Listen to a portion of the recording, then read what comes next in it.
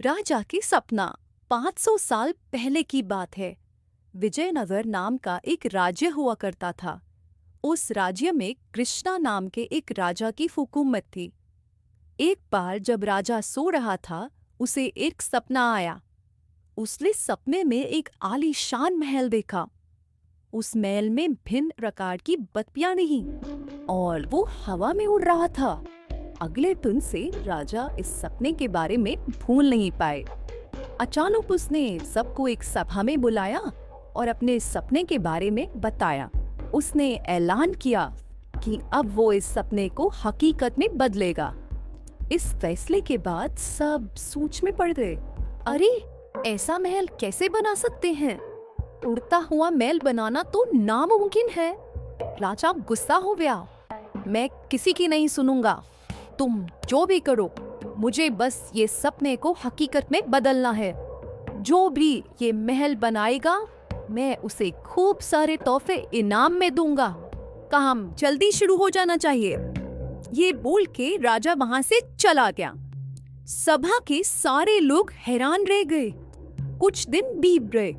राजा उस सपने के बारे में अभी तक नहीं भूल पाया। इसी दौरान राजा के महल में एक आदमी आया। वो बहुत बूढ़ा था और लाठी की मदद से चल रहा था।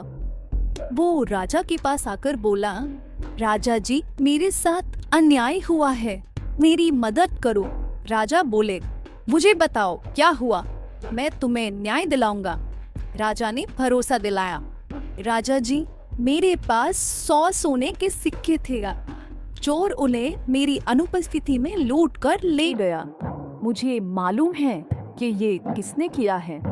आप उससे बात करो और मेरे सिक्के मुझे वापस दिलाओ। बूढ़े आदमी ने कहा।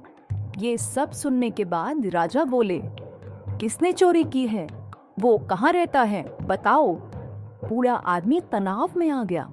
तुम चिंता मत करो, मुझे बताओ जिसने ऐसा किया है, मैं तुम्हारी मदद करूंगा।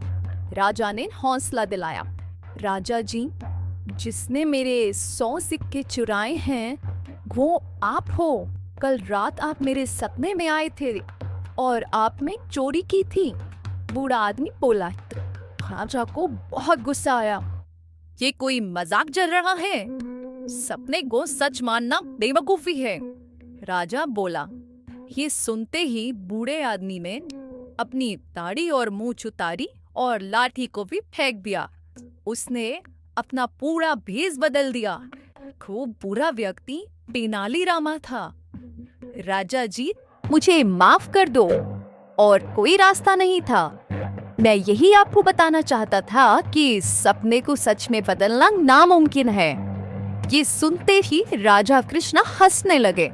राजा को एहसास हुआ और उसने तेनाली को शाबाशी दी। उम्मीद है ये कहानी आपको बहुत पसंद आई होगी।